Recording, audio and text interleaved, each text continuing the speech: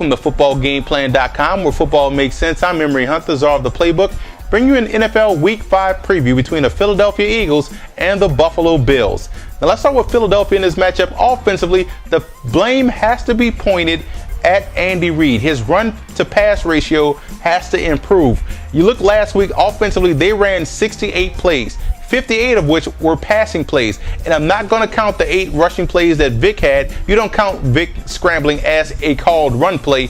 58 passes will get you beat in the NFL. This is not the Pac-12 or the old Western Athletic Conference. You will get beat on Sundays if you pass the ball that many times if you're not down in this ball game. Also, offensively, the fundamentals have to improve. Catching passes, tucking away the football, 5 pressure points of ball security. All that has to improve with the Philadelphia Eagles. And boring football is okay. I know the Eagles want to come in and play exciting football, bomb it out.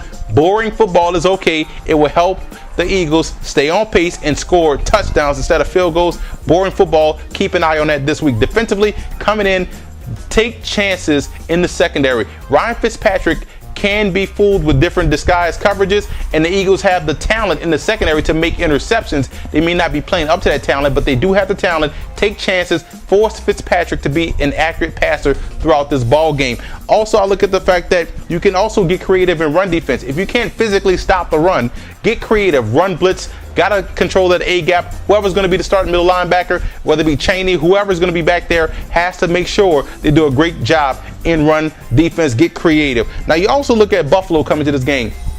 You know what the Eagles can't do well? They can't stop the run. So that, to me, means a heavy dose of Fred Jackson, a heavy dose of C.J. Spiller. Heck, I'm not doing nothing on Sunday. Call me. I can get out there and give you a good 52 yards on 10 carries, 5.2 yards a clip.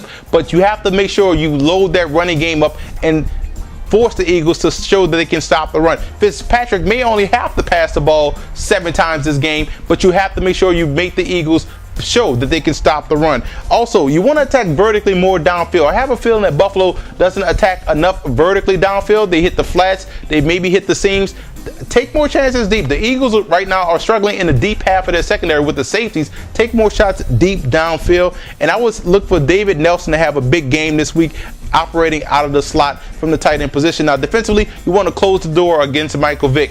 Keep him bottled up. Force him to make those plays consistently from the pocket, and that he can do that each and every game. Where the Eagles are dangerous to stop is when Vick gets outside of the pocket. And pressure must come from within. The worst thing a quarterback can have is pressure directly in his face. That's going to force Vick to run to his right, in which he's not as accurate throwing to his right. And the biggest question I have is, where are the linebackers? They have to step up and make plays, whether it be Merriman, Howard, Morrison, these guys have to step up and make plays and be an active force against LaShawn McCoy in that ground game. Now, here are my X factors for this matchup. Starting with the Philadelphia Eagles, the X factor has to be Andy Reid. Can he call a balanced football game? That has yet to be seen this season. I know he wants to be explosive, but you have to be balanced and play within your offense. The X factor for the Bills has to be Fred Jackson and C.J. Spiller.